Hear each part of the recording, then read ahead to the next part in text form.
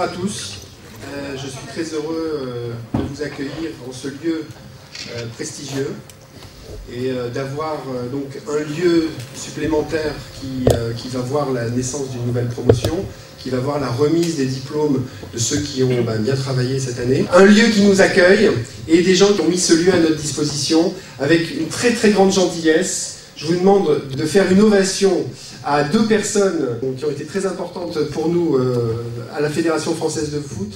Raymond Domenech, qu'on ne présente plus.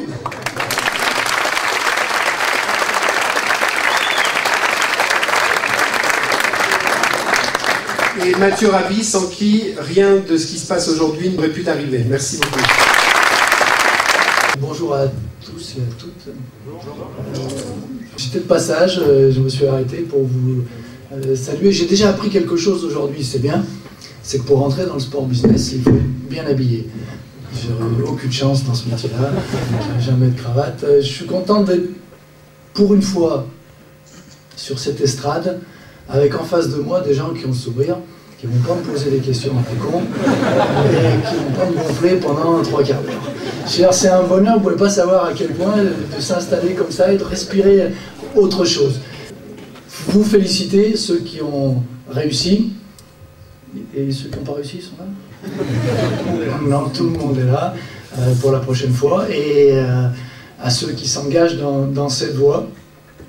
Nous, on est heureux en tant que sportifs que le monde prenne conscience que le sport, ce n'était pas uniquement du terrain et qu'il y avait besoin d'autres choses autour qui nous facilitaient la vie, le travail. Il y a l'essence, c'est ce qui se passe sur le terrain, mais tout ce qu'il y a autour est capital.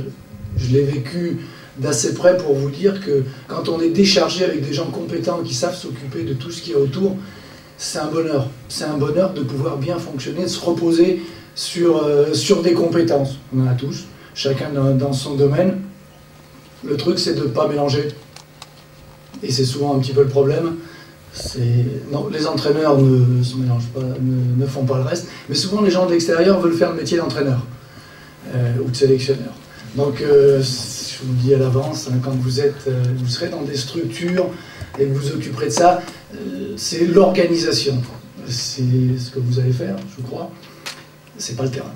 C'est pas pareil. Ne mélangez pas. Encore une fois, bravo, félicitations. Merci d'être ici, parce qu'il faut qu'on rentabilise la salle de temps en temps. Hein. C'est un peu ça.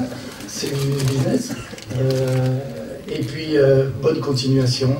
S'il y a quelques questions, comme je dis d'habitude avec les journalistes, si vous pouvez vous en passer, moi aussi.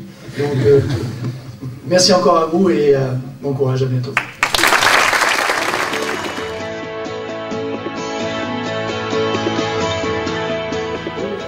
Il y a au moins 3 personnes que j'aimerais vous présenter dans cette salle. Ils ne sont pas au courant. On a Patricio Soares qui va avoir son diplôme. Je pense qu'en tant que joueur semi-professionnel, tu dois être heureux de rencontrer le sélectionneur de l'équipe de France. Dis-nous simplement où est-ce que tu joues là cette année? À Très bien. Je dois dire que grâce à ce jeune homme, on est rentré dans l'entreprise Nike, qui n'est pas des moindres. Et donc, c'est un jeune homme qui était sportif de haut niveau. Il a fait l'effort de rentrer dans cette école et de nous faire un partenariat avec Nike. Et puis quand il a terminé son année, finalement quelqu'un est venu le débaucher pour aller jouer au football. Et je trouve ça merveilleux et je l'encourage. Et donc on l'applaudit bien fort.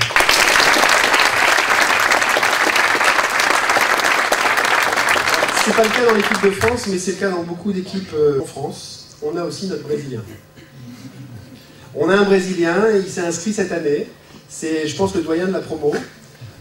Monsieur Vasconcelos, il rentre en dernière année de master et il est chargé donc d'organiser une équipe de futsal à Issy-les-Moulineaux et ils sont en train de faire une équipe de Brésiliens parce que je pense qu'ils veulent gagner le championnat à vous présenter. C'est quelqu'un d'assez atypique puisqu'il a une quarantaine d'années, il a fait des études supérieures, il a un français qui est excellent, il est en train de le perfectionner encore et donc il est en train de faire quelque chose pour le développement du foot. On l'applaudit tous.